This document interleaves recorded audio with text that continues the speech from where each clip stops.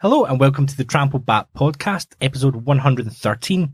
I'm Gary Black, and joining me this week is John Walker. Hello. And back for another week is Joseph Goss. Hi again. He was just discussing that he doesn't want to sound so left and liberal in this one. I realized what a fucking pinko I sounded like last time. I really enjoyed I it. don't want to sound that wet all the time, though. There was just moments of it where I was like, oh, is that what I sound like all the time? And like, I don't go on social media or behave like that very much at all.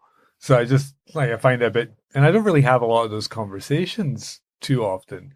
But yeah, I guess that's what I sound like. I listened to it back yesterday. I'm owned by Wait a minute, lips. are you admitting that you listened to a full episode back? Not a full episode. All right. No, I never listen. I listen until I'm fed up in my own voice. Right. Which is normally very early. But even though I was here recording it, I was still going, Conroy's not spoken ages.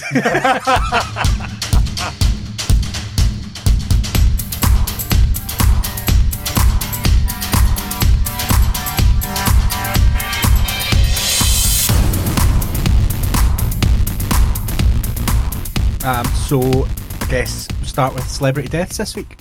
What order are we going in? Which order would you like to go in, John? Will we go in chronological order and get the one we're probably going to talk less about? Sure. Bradley Welsh. When I first saw this coming up, like everybody else, I was like, Bradley Walsh has been shot. Like just an angry game show contestant. Yeah, this is a really bizarre story. Like, I wasn't even aware of I couldn't put the face to the name, and even with his Trainspotting 2 cameo, I still couldn't see who it was just based on what I'd watched. You're not going to notice him in a cameo if you don't know who he is in the first place. That's exactly it. But he'd been up in my Twitter timeline 4 days before he was shot, because he'd done a podcast with a guy called James English. Okay. The Anything Goes podcast. Yeah. So I had never been aware of Bradley Welsh or the Anything Goes podcast, but he was talking about community and how, instead of donating to large corporation charities, you should all do a bit for your local community, and what he's doing in his local community for boxing and try to keep young people out of jail by giving them a goal, essentially, which is try and become a good amateur or professional boxer. And I was like, fucking hell, that's a really positive guy. Then the next day, fucking look him up and he's been shot dead. I was drug related as well. Yeah, it was that. He said he was warned, or not him, but the family said he had been warned by the police a couple of days prior, and he just was like, nah, it'll be all right. It'll be fine. I know, this is very, I'll do this before Joe does, but did you see the Sun's headline? No. It's the most Sun headline in the world. I missed it myself. What does it say? It's Bradley Welsh shot dead outside a £500,000 flat. Okay. So it was almost trying to portray that idea of the way he was, and he was staying in a really expensive area. Uh-huh. Could you ever try and picture the reason the two could have came together? Some very fortunate and hard-working acting career. Exactly. But that was not didn't feel like that was the angle the story was going down. It did reiterate the price of the value. It even then later on in the article said that the area has flats up to £700,000 as well. Oh, so he wasn't in the peak of the peak? It wasn't even in the peak. It wasn't like he was showy. No, exactly. I mean, his flat was that expensive, but the hitman only got 10 grand for it. His work. They've arrested someone, haven't they, today? They've arrested somebody.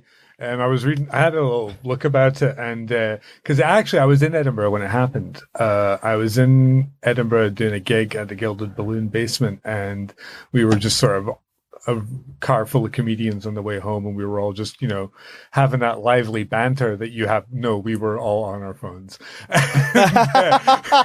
I wish people would record comedians in cars' real conversations, because people would be shocked at how little conversation there is. Yeah. Well, see, unless there's some really good gossip, nobody's talking. I don't know. See, my memory of it is probably, it's not pre-smartphone, but it's pre-everyone being on the smartphone all the time. Twitter and Facebook wasn't quite there. Okay. Enough people had it, but not everyone was on it all the time. So I remember decent drives up to Inverness. They were good laughs. Dan Connell was normally quite entertaining, to be fair. And Dan, do you remember Dan Pfefferbridge? Yes. The young guy, he was fucking hilarious in those drives. Dan Pfefferbridge was supposed to come on board on this podcast with you. Oh, was he? That was Chris's original idea. Oh, it's so good because Conroy kept going on about he never turned up in the first day, and we never mentioned it again. Dan was quite forgetful. But yeah, the two of them. But no, I can imagine it now. Because I can imagine what I'm like. If I know what I'm like. Yeah, we Can were. imagine what you're like. I can remember. What? Like we were just driving out of Edinburgh, and I was looking at my phone, and the guy next to me was looking at his phone as well. And then somebody sitting in front of me in the car went, "Oh, somebody got shot in Edinburgh tonight," and I didn't even look up from my phone. I was just like, "All right, cool, whatever." Did you see he got a minute's silence at the Hibs Celtic game? Yeah. A boxer with connections, like, you know, if you're getting shot, chances are your connections to the underworld are not 100% non-existent. Right. So to get a minute's silence at a football game is a bit. Yeah, I think it was. I'm not saying I'm not saying he shouldn't have done it. It just seems a very odd way to. I don't know the full thing of this. I mean, if you're implying that there's no cases where corruption in football has existed, then you're not familiar with any FIFA scandal. I mean, I think Jack Walker is a perfectly moral, upstanding citizen. You know, him and Sepp Blatter and Michel Platini, they always seem really cool guys. I must have mentioned before, I knew a guy in college who was involved in nefarious things, who told me that football was the most corrupt, and British football in particular was more corrupt than any other sport. It's not British. Gone. We've been surpassed. Do you think so? Well, there's a World Cup in Qatar just after one in Russia, so Sure. yes, it's up there. But no, I think it was because of, like I said, the boxing stuff. I think it helped maybe 1,500 youths come out of jail, and a large number of them hadn't went back in Because they were legally able to smash people's faces in. They channeled it, Gary. We'll use the word channeled. I've always felt like I quite enjoy boxing, and then I remember that somebody also gets to punch me in the face. I'm like, Oh, you like the idea of being a box? Like not boxing? even just maybe like the punch baggy bit. No, well, do you know why it's not cool? Because there's serious repercussions, which I will go into with our next celebrity death. Did you hear Amir Khan's post-match loss interview? The one where he said he got punched in the balls but didn't. Well, the one where he got told by the ref that he had 5 minutes to regain himself or he would stop the fight, and he said no, and then came back in after a minute and a half, and he said, why didn't you take the full 5 minutes? And within 2 minutes of saying what he just said, he said, I didn't know I had 5 minutes. Where did you get that from? And I'm like, oh, getting punched in the head definitely has a pure lasting effect on you saying things after it's just happened. So yeah, all the dementia cases of people being punched in the head is the thing that puts me a little bit off boxing. But I mean, it's not like football where all you were doing was heading a really heavy leather ball for 40 years. That's very true. And having a uncomfortable repercussion, which brings us nicely, or not nicely, to our next celebrity death, Gary. It's Billy McNeill. Yep. For those, I mean, the thing I didn't know, this is how I suppose these achievements don't in any way relate to what he did at Celtic. But I didn't even know he was Man City manager. Yeah. Was he? Yeah. Neither did Gary Black. No idea. So see, because we've become quite pally with Ant, who does On the Left Side podcast, Yeah. and he's a massive Man City fan, he tweeted about it as well, and I was like, what's that like there? He got a playoff as Man City manager. There you go. So I was like, oh, there you go. It wasn't just dominating his Celtic centre half. Because I was reading, I had a wee read of the obituary today as well, and he played from 58 to 75, which is like peak heavy fucking football years. Yeah. I don't even think goalkeepers wore gloves in that time period playing football. So. But what was the stat? He never was subbed. Never subbed. Nearly 800 appearances. Although in 1958, did subs a thing? When did substitutes come in? Oh no, they were in before that. A thing, but they were reserved for basically somebody died on the pitch. Okay. Yeah, I think it was like one or two a game you had as well. Yeah. You maybe had three choices on the bench. Well, mind it was the story of the Man City goalie who played the second half of an FA Cup final with a fractured neck. Jesus. Because he didn't really know and they had no other option. And that was early 50s. Yeah. But yeah, so he won 9 in a row, European Cup. First British person to lift the European Cup for Celtic. Or for anyone. For any British team. Sorry, there was a full stop in that sentence. Yeah. I know. And then was a fairly successful Celtic manager also. For two successful spells as a Celtic manager. See, this is what happens. Say when you don't want to acknowledge, as a Rangers fan, you don't want to acknowledge that there was a Celtic captain that won the European Cup. So you kind of just try and zone it out and not look too far into Yeah, he his was achievements. okay. But it's one of these things whereby there is this. Well, I don't know. It's not good or bad, right? But in the past, there have been Rangers or Celtic footballers who have died, and it's not been. We live in a very different time now. Yeah. I think there's a more overarching feeling of people realise that they should not be cunts because there's no need to be. And I think when it's something like dementia, which is becoming way more prevalent now when we talk about it, it is really fucking sad. I remember watching them do the Champions League group draw like 2 years ago. And I remember, I think he dropped the ball twice. So he was clearly shaking. And we were all kind of laughing because we thought he was just a fucking fumbling old man. Yeah. And then like 2 days later, it was like, no, he should not have been there.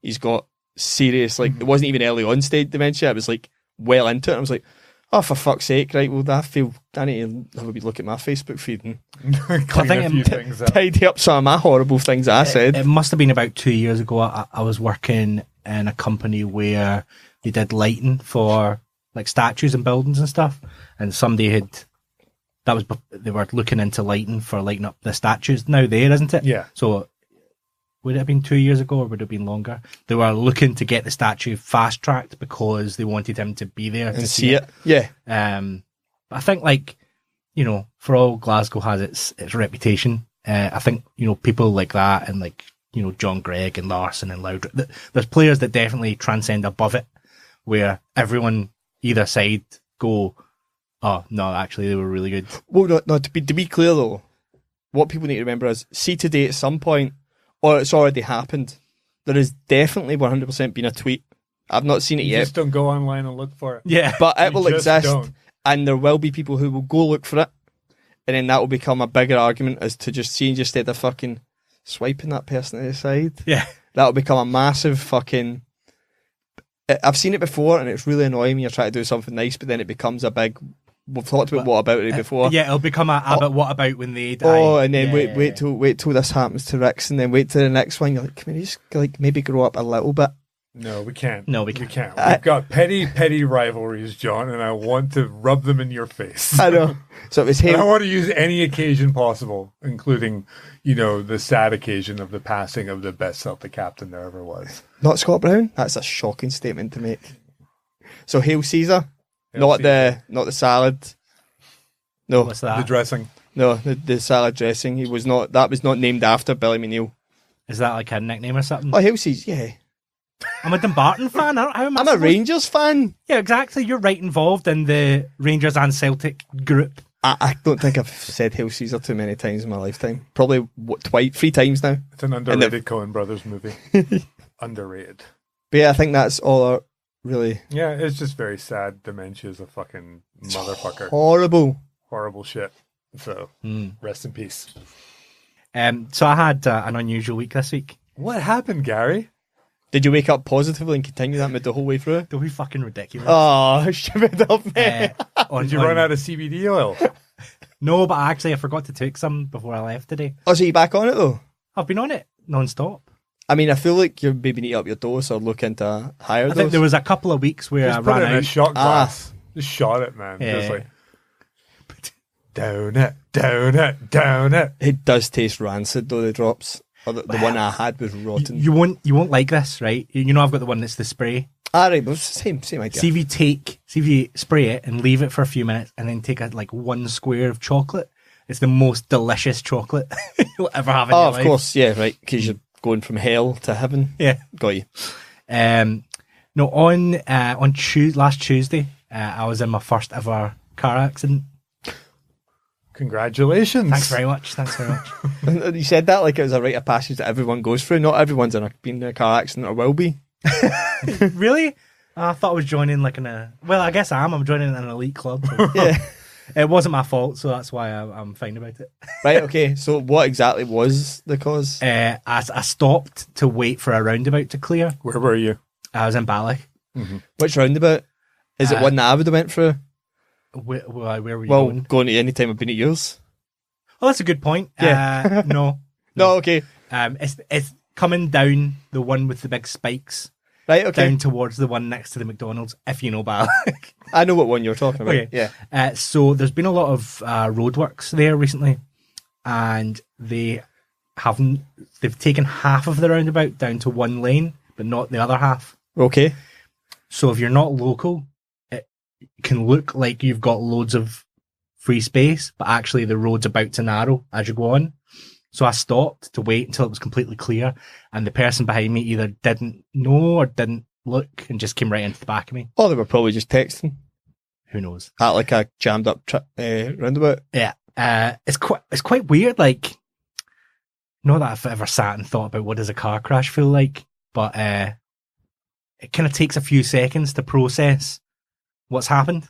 Did your life flash before your eyes? No, I just It was just loads of unedited Full- podcasts. I just flung forward really hard, really fast, and I was like, "Oh."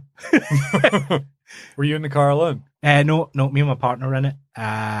Is she okay? Yeah, both of us are fine. We had sore necks for Good, a couple we of can days. make fun of you now. Yes, but it's fine to make fun of us. But pulled over, and the guy was like really apologetic, fully accepted responsibility for it. It was fine, but he was really shaky when I was getting his details and stuff, and I was like, "Look, are you local?" And he was like, "No, he lives up in the Highlands."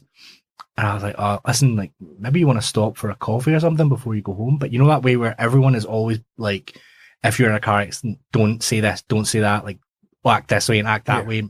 So I think he was just like super, like, was just like, "No, I'm fine, everything's fine." Like, okay, well, nobody's hurt, so okay, but I think you really should have like a little something before. But as I drove away, I seen the guy like drive in towards McDonald's, so hopefully he did.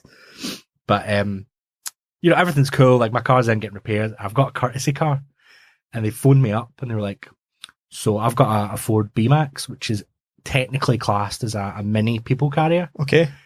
I mean, it's a big hatchback, I would call it, but they class it as a mini people carrier." So the hire company are like, "Right, so you need a people carrier?" And I was like, "Oh, no.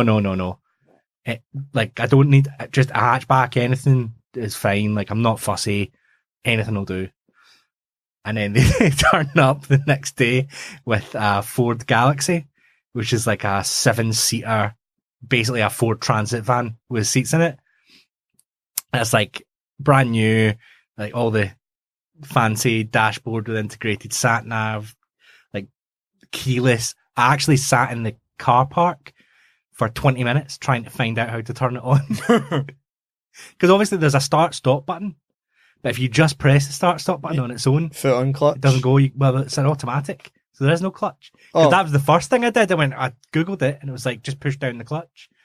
So I sat, and I ended up finding a video on YouTube. You had to push down the brake and press the button at the same time. Yeah, that's the same with my car and the fucking clutch. I was sat with it was a handbrake release, but That's the I thing, figured it out, Gary. there's no handbrake. It's like a button. Yeah, that's caused me to get out of my car and have it start rolling backwards so many times. I don't understand. Like, sure, like they're trying to make everything like super easy, but it's so easy to just get out the car and then it just start going. Like, oh fuck. But yeah, so this thing is a tank, and my road is quite narrow, so I actually can't get it into my driveway.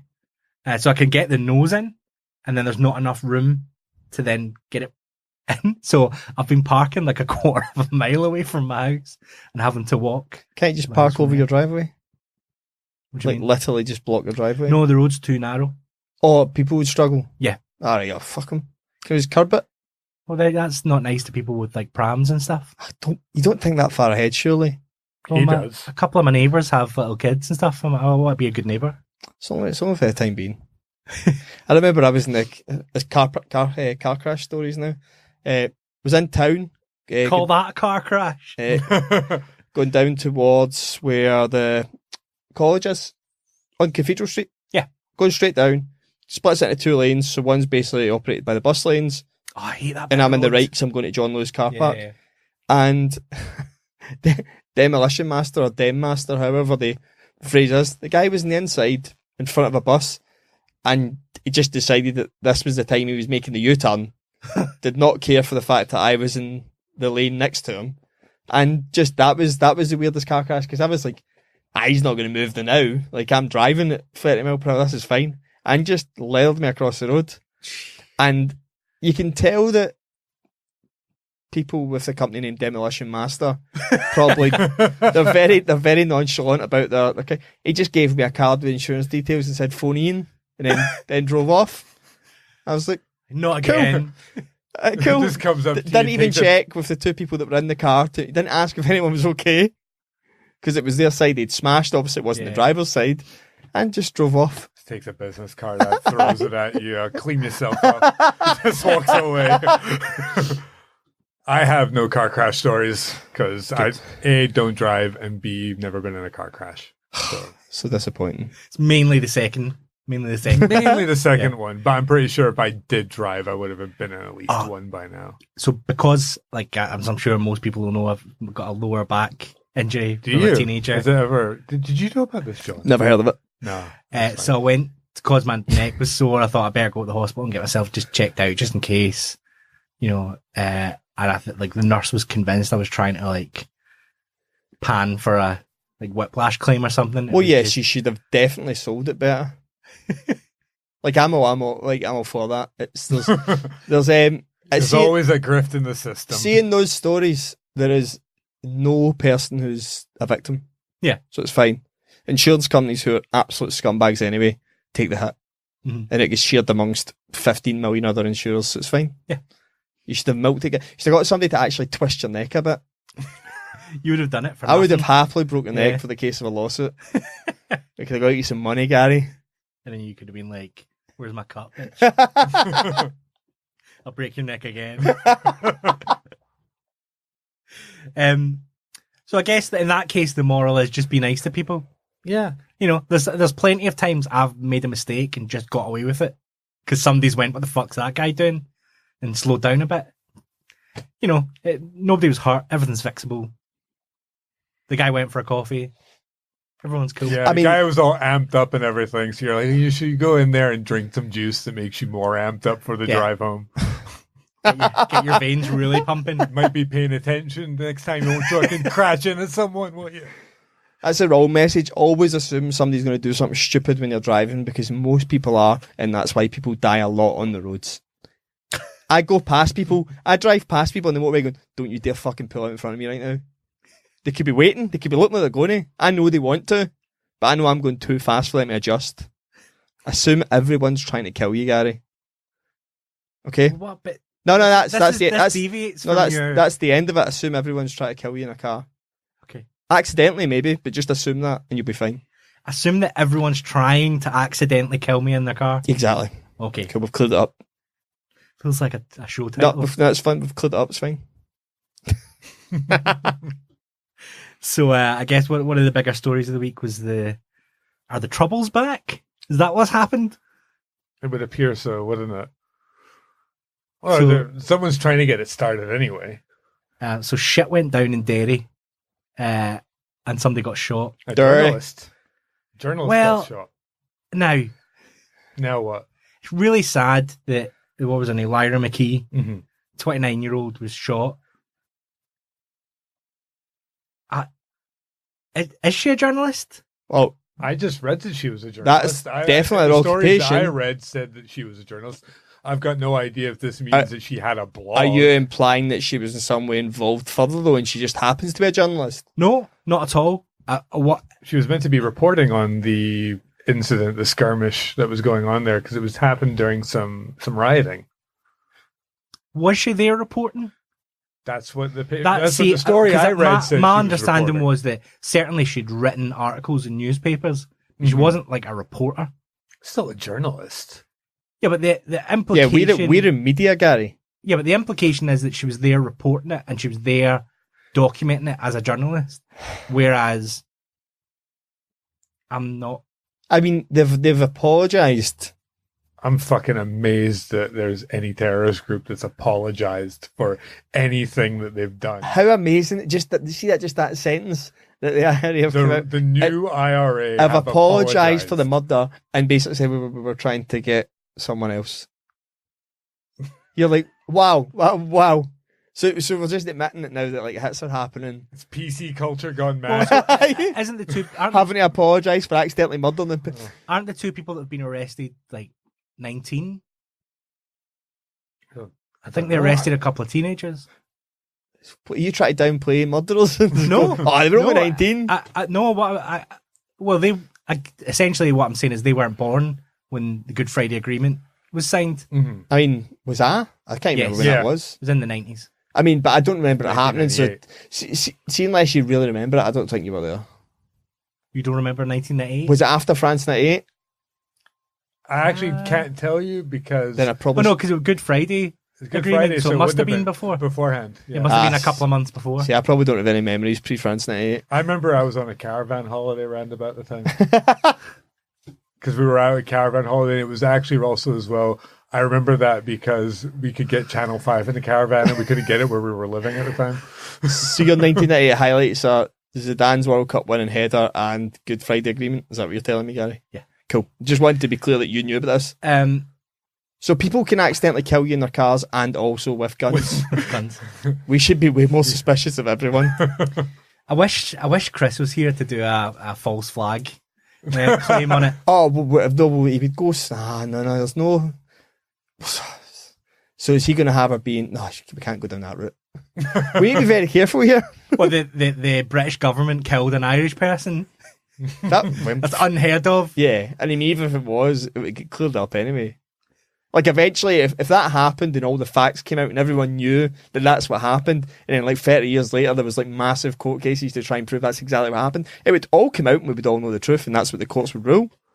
You're right, John. Exactly. You're right. Thank you. My faith in the British establishment has been restored. So it was two guys that killed the wrong person. They are terrible members. I don't know how you... The IRA apparently just shot into the crowd trying to get at police and other onlookers. See the new IRA? Are they like funded off of, like Patreon now? It's the same as the new Rangers. It's not really the same. Cool. But I mean, Rangers. The new Rangers are definitely funded in Patreon. So yeah. You'd be in a lot better financial position if that was the case. What tier are you on, and what are the benefits that you get? Right now, they're on no benefits, but they're really trying. Because if I had known, I used to do Eduardo Herrera's hair. So if I had known that, I might have at least got you a signature. He is such a handsome man. He'll be back as well. Well, his loan deal will finish, so you might never get to cut his hair again. His loan deal will finish. He's a very nice man. You think he used to really like coming to our shop because A, the haircut was good, and B, I never talked to him about Rangers. I think he was very, very happy with that deal. Like, this guy knows nothing about football. This is amazing. Yeah. Whereas I knew just enough to like know that I should give him a bad haircut as a Celtic fan, but I decided not to. See, with Gary's time, I like money more. See, with all Gary's time off, I would expect you to know all the details of all these stories. No. It's normally my job to read a headline and assume I know anything about it.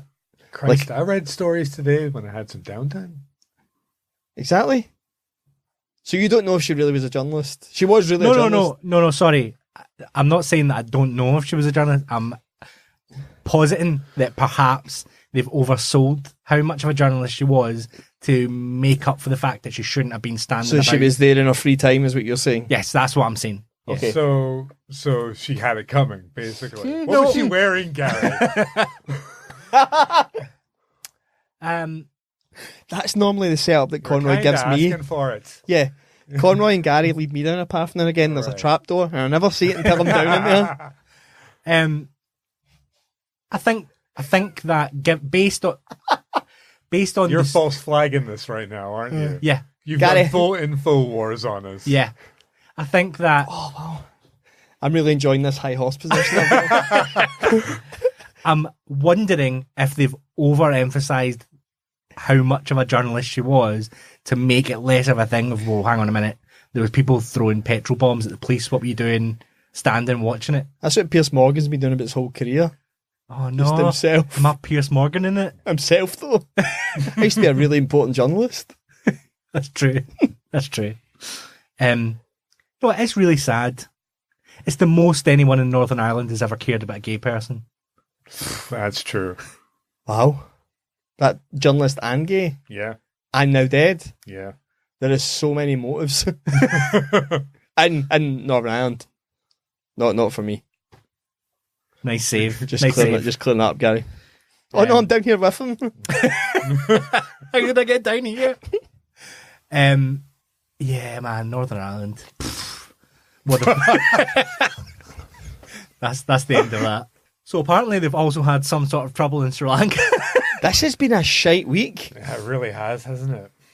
So Gary, do you know about this story? A Was it- terrorist group who apparently is not ISIS. They've announced today it was some other The almost. National Tawhid Jamaat. That's the ones. I've probably pronounced all of that wrong. They are claiming it's a revenge attack for the New Zealand white. Did ISIS Christchurch. not claim responsibility though? Mate, this is they all this is claim what terrorists do. I suppose. Well, they don't. You don't know now because the fucking new IRA are apologizing for shit they have done.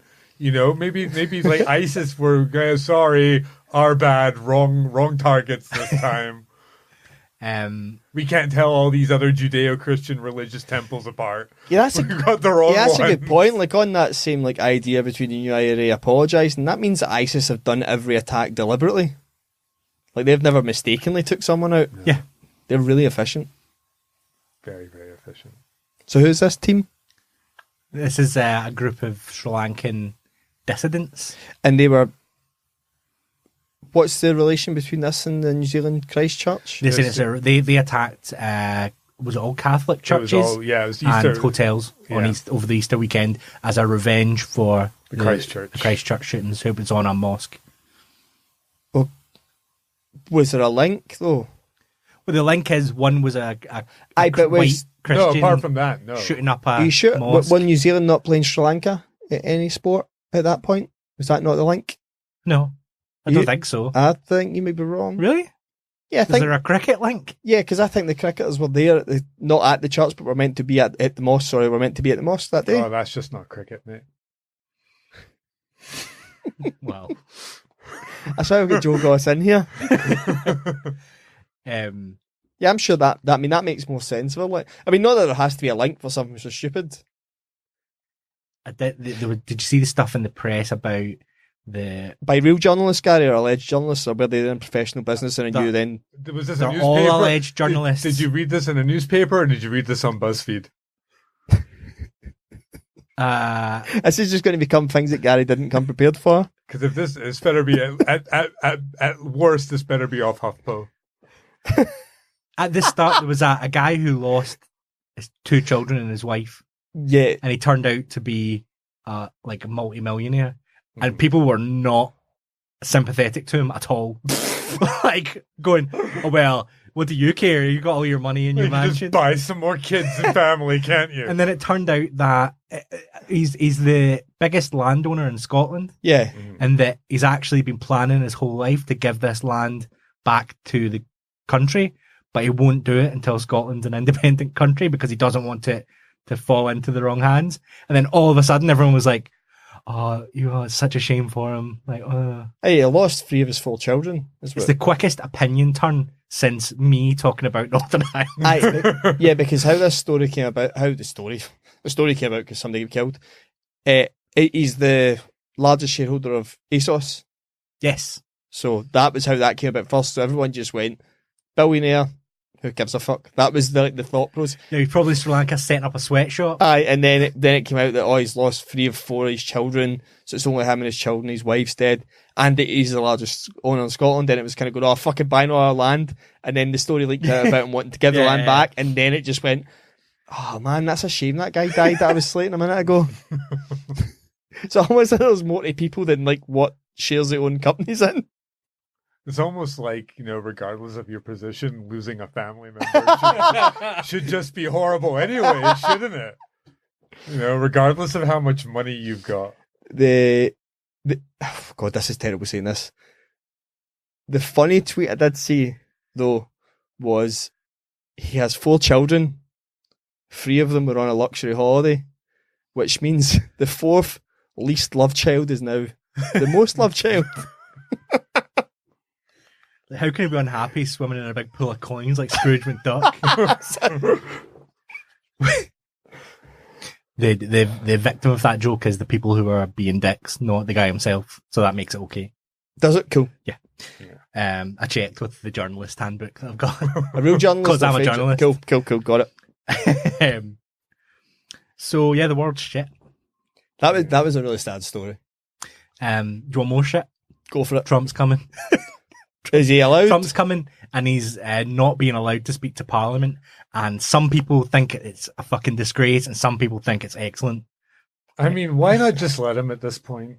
Like, he's been president for 2 years. He's not going until at least the next election. Like, he's an elected head of state. Just fucking, everybody loves these things where he comes out and says something stupid. Just let him say something stupid in front of, John Burkow, and it'll be fine. Yeah, I'll make fun of it afterwards. I mean, I know he's not going to bring him down, but the wrong thing to do with people like this is silence them. This has always been the mistake. This has always been the thing I've argued against. Just let them keep going. They will get there. They'll get there on their own. Just let them. Don't say you're not on my station. I think the thing is, though, he's not really got any entitlement or right to go into Parliament and speak. He can do a speech anywhere he likes. Oh, is it just about being being in Parliament? He wants to go into Parliament and pronounce in front of them and tell them what they've all been doing wrong. God, that would be great, though, wouldn't it? They should all just sit, like, anytime he finishes a sentence, just be like, you think this is what?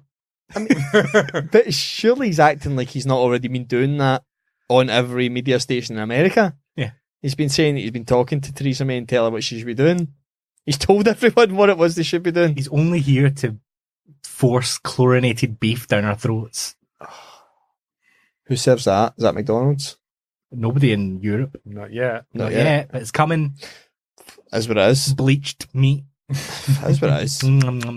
At this rate, I don't even know that that's true or not. Like, see, I don't know it's not. I don't test it. I don't test my meat that comes straight out like a packet and go, wonder what the chlorination volume of that is. Well, the EU has some of the toughest food standards. Doesn't fucking matter. Literally doesn't matter to me. I have never killed an animal and taken it straight to my house and cooked the meat. Yeah, but you've bought meat. No idea. No idea where it came from. I never do know where it came from.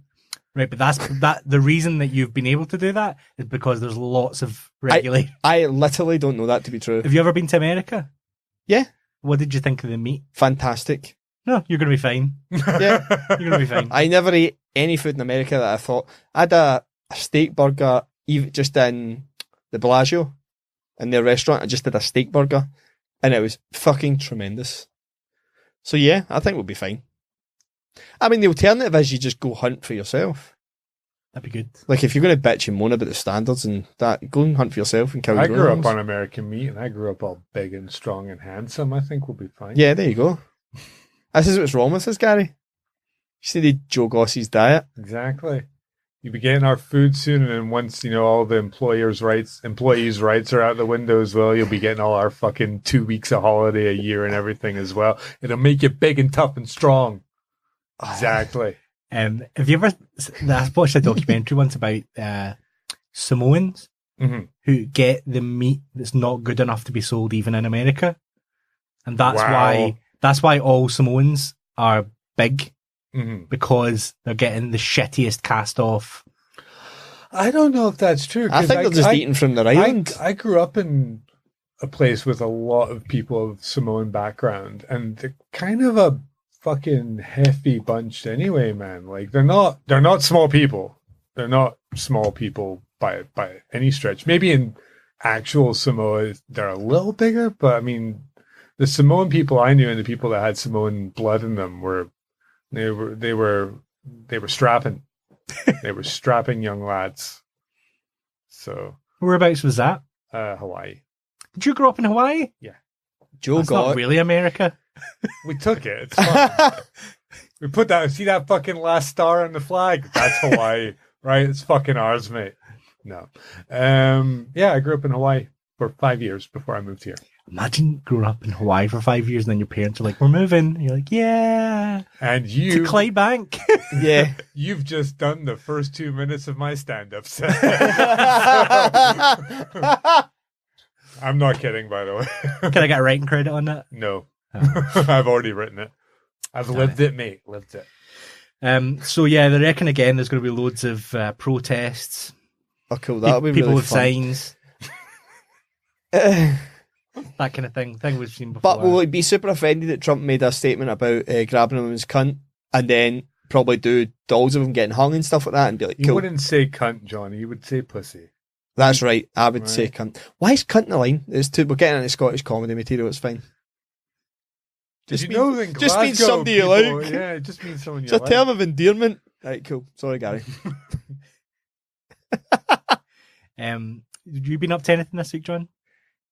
Yes, I had from switching to working in the banks, which I do kind of hate myself, but you get the actual bank holiday weekends. Oh, Which- really? which I thought they'd done away with that. Well, see, because I don't actually work in like a bank branch, you can work it if you want, but why would you? Nobody else is in. So I'm now accustomed to this, that I get these actual holidays.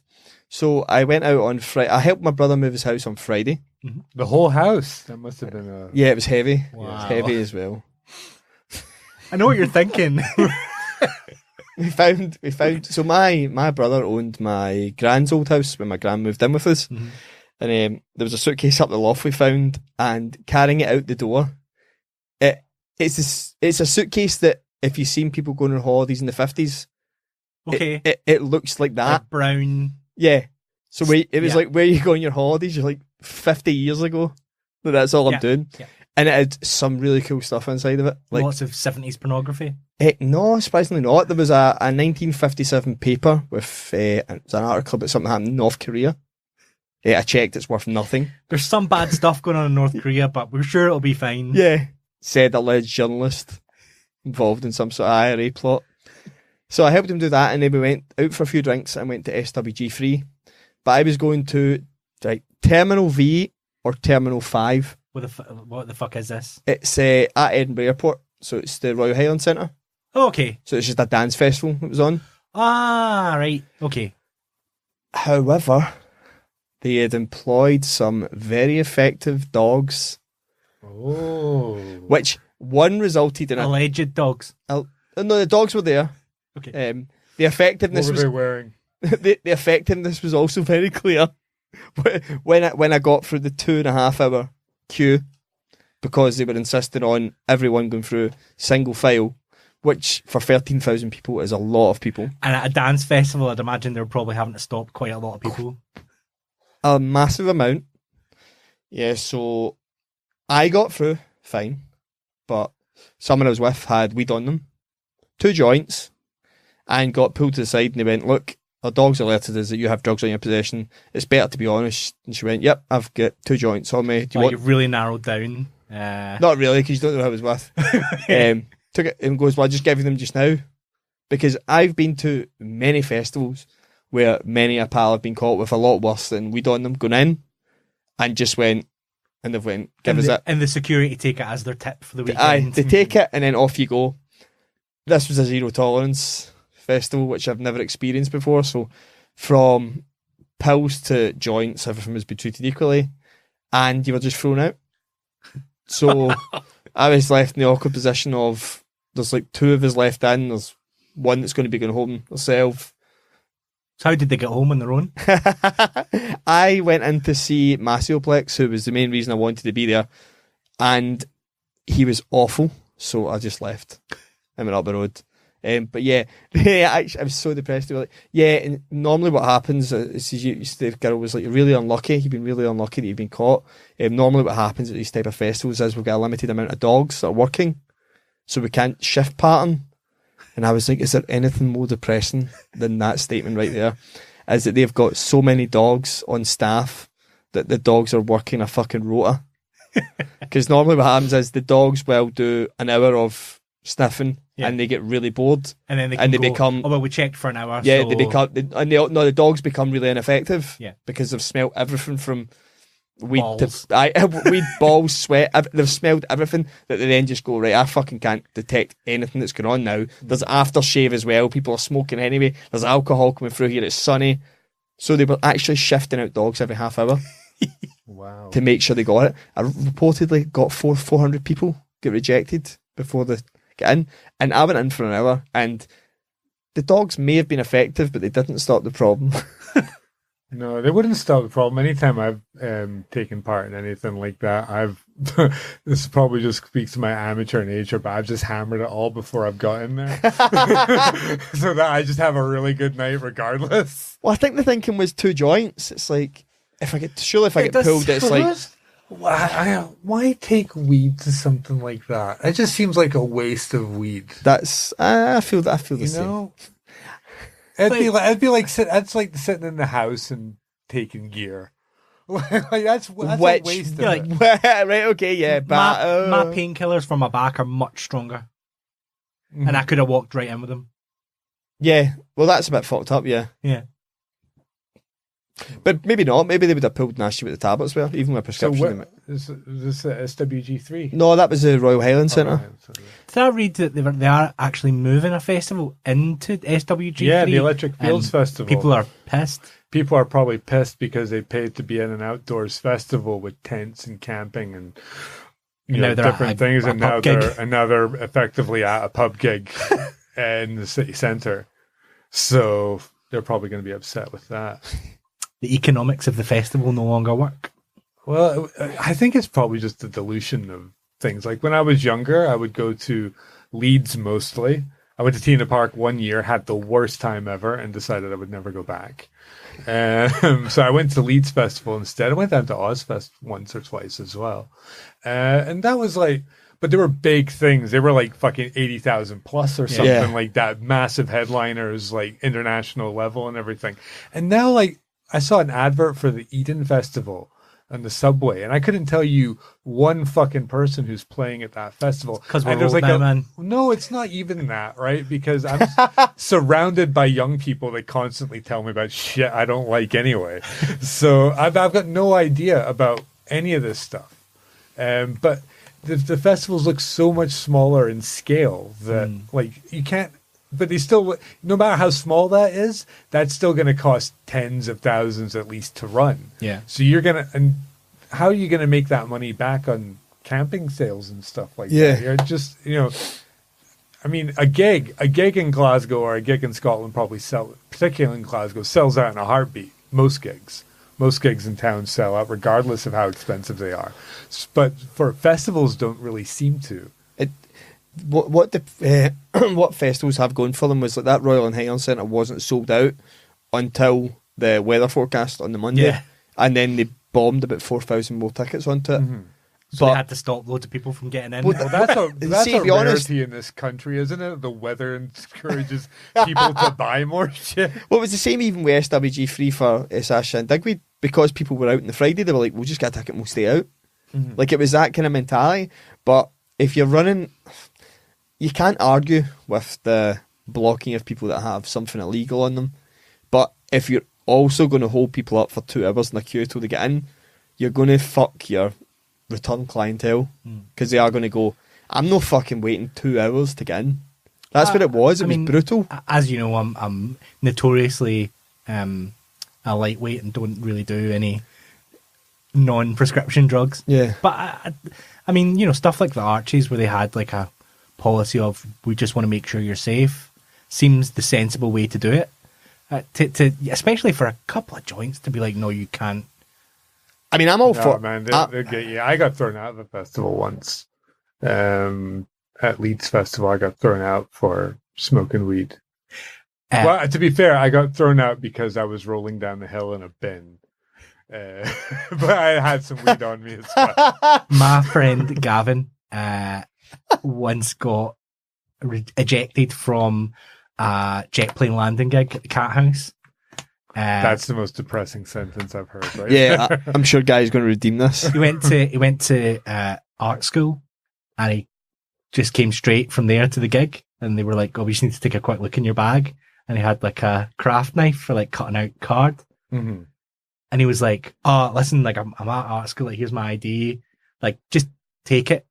They're only worth a couple of quid, like just take it. I'm really sorry." And they're like, "No, we can't let you in."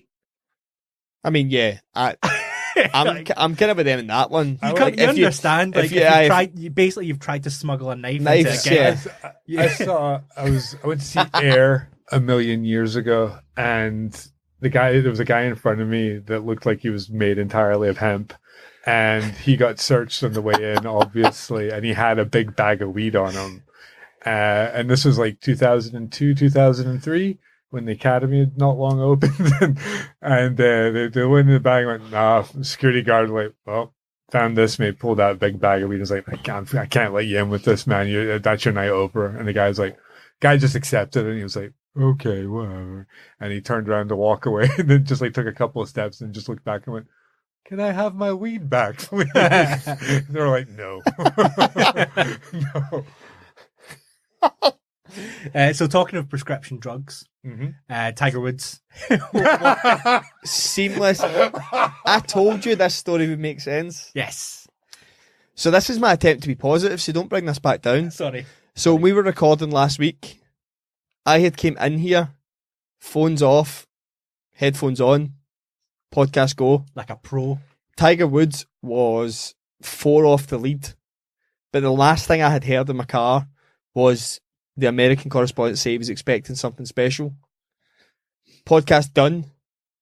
Get home, get to my car, and I've missed probably the greatest comeback in Masters history of Tiger Woods, who, I mean, I still find the photos of him when he was arrested for driving under influence hilarious. Like that's the low point of that. That'd be the low point for me if I seen a picture of myself with that in jail.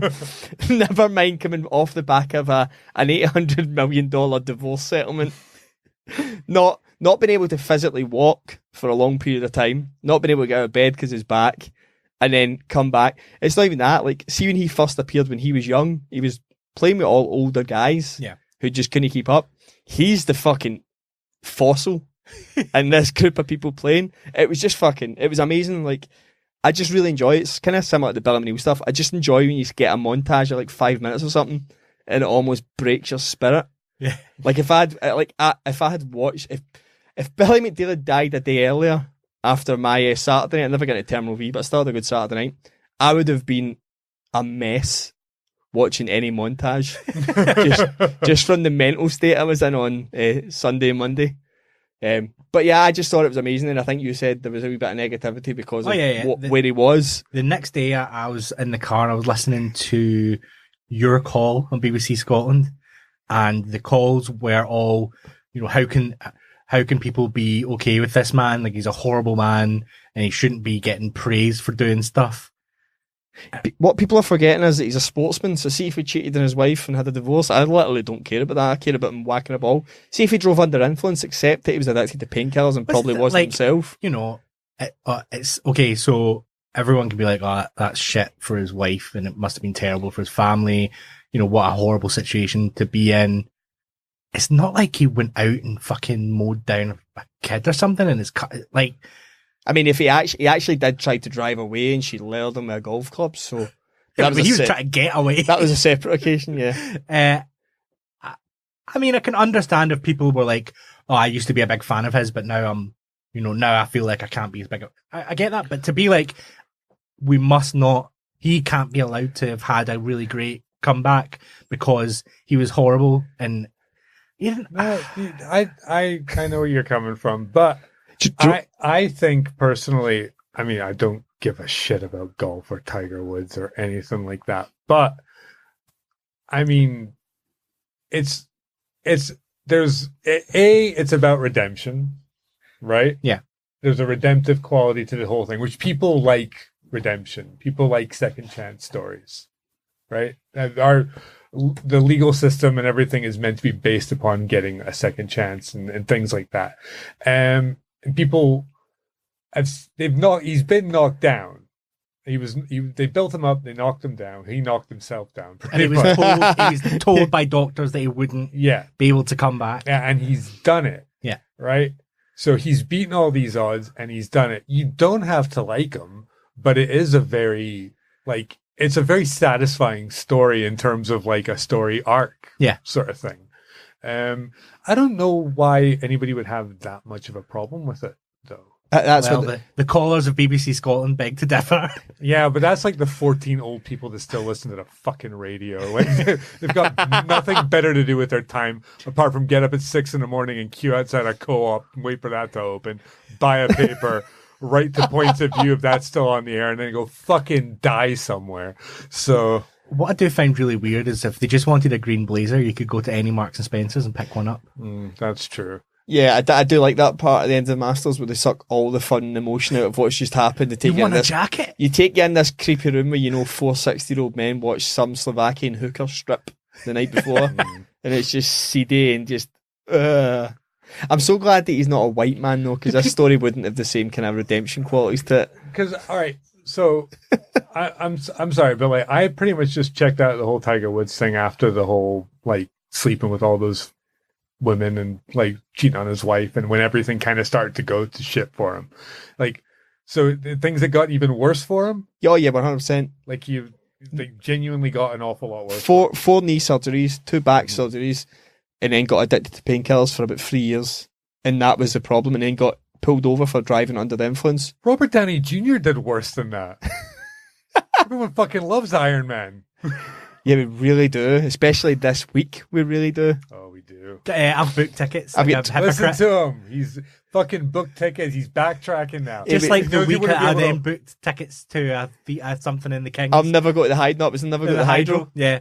Now I've booked cinema tickets. Tomorrow night, well, 28 hours, I'll be sat in the cinema. 11 a.m. on Thursday morning. I am I'm such going a... on Friday night after work, so just fucking hold it in your pants online. I will not say a word, but that's why I need to go, because I can't stay off Twitter. I'm the worst person in the world. I mean, I won't do spoilers, but I know someone will.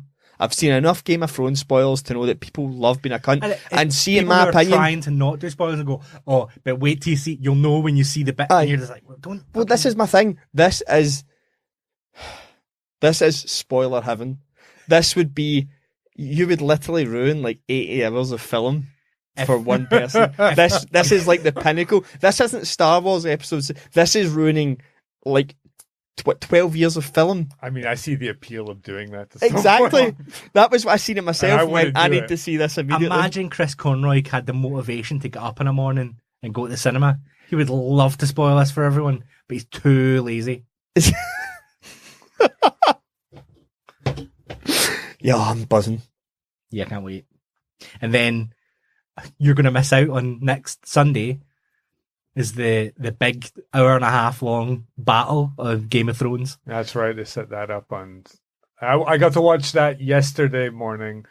I'm off every Monday anyway, but I got up and watched it specifically before I picked up my phone, so I knew I wouldn't. And I wouldn't normally do that, but because for example, like I would. Any other TV show, I'm quite happy to just leave and I'll get to it. And if I see a spoiler, well, fuck, it's kind of whatever. But I knew it would be too rife online. So I got up on Monday morning and my girlfriend was off as well. And so we just stayed in and had breakfast and watched Game of Thrones. Not because we're huge nerds for it, but because we just don't want to get fucking spoiled. Don't want it to be spoiled. I used to get, and I kind of missed doing that because a couple years ago when Twin Peaks was back on the air, I said on the air because I'm an old-timey radio man. I had a donut shop across the street from me where I live. And so I would go across the street and buy like 3 donuts for breakfast and watch Twin Peaks specifically with like coffee and donuts. So American. So American. And then I would watch that and I wouldn't see really a lot of spoilers online or anything because Twin Peaks fans are quite good about not. Yeah, and also like only 5 people watched it. So well, like 7 people watched it, and you can't. you could badmouth almost anything else, and I'd bite. But my love for Twin Peaks is above anything you have to say.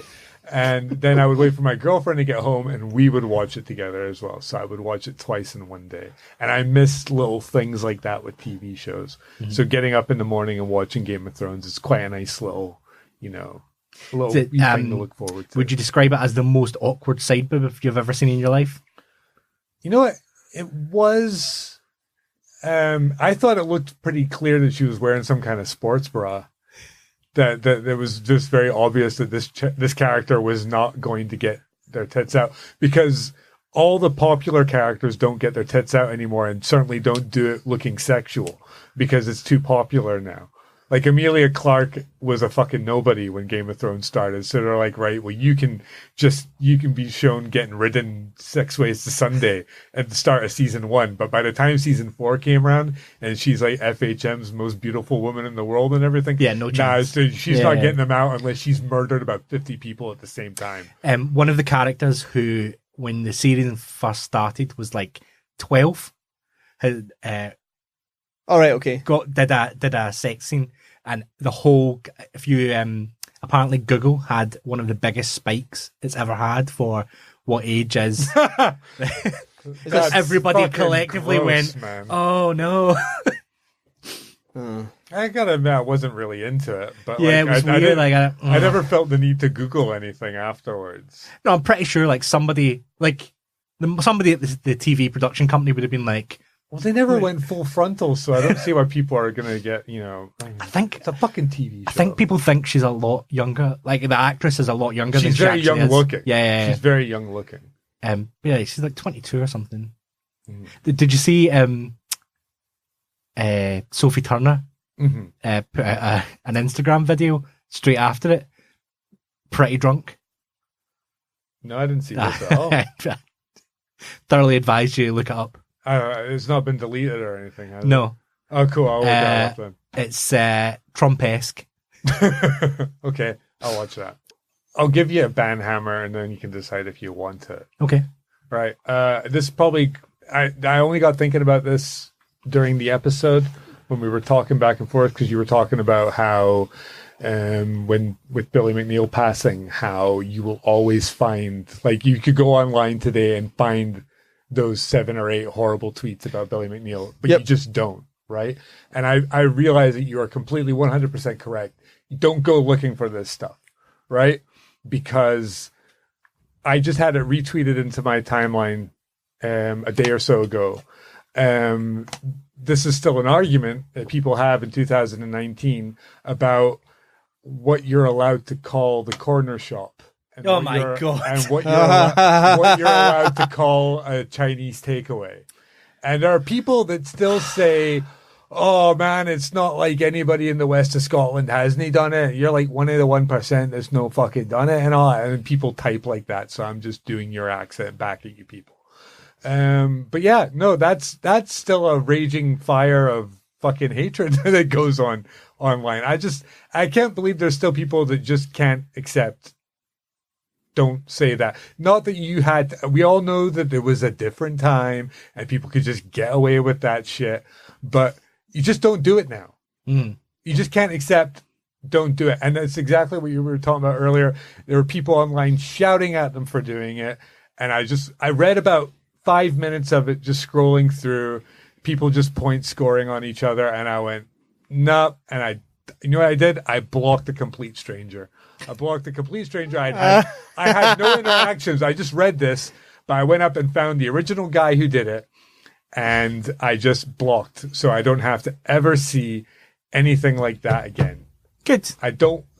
If you are still out there saying it, or if you don't think it's that bad and it's of a different era or anything, you're full of shit. Because I used to work in a corner shop with Indians it was my first job when I was 16, and it wasn't colloquial then. It wasn't of the time. They just pissed them off because it's offensive, and it always has been.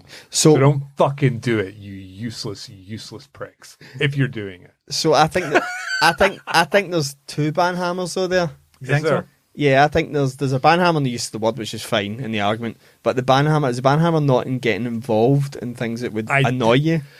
Yes and no, I guess. I mean, you could say don't get involved because, especially with a Twitter argument, you're never gonna win that. Well, that's my point. Is I've seen myself do this on Facebook with the same guy 3 or 4 times. This was when I had Facebook, and it was somebody I really liked, and it would be like the same Sunday chat. Would be hanging. Can't wait. I'll tell you who it is later. Can't wait to order a insert word. And I then got to the point where I went, anytime he posts that, there is always one person or 2 people who go, just say Chinese. Just say you ordered the Chinese. But then I also just think is, see if he puts it up and nobody remarks, that Facebook will start to disappear. Well, it'll vanish in I was minutes. like, yeah, because there's part of me that goes, he quite enjoyed reeling in the people who that annoyed. Because to him, it is literally just a stupid, innocent thing that he will forever say. Can we banhammer people saying fishing? Or just fishing? That's a good one. But this feels like we're going in a massive, like... Yeah, Joe's is in. Okay. Okay, Joe's is Two in. band hammers in a row, Two in a baby. row. Can't fucking stop me now.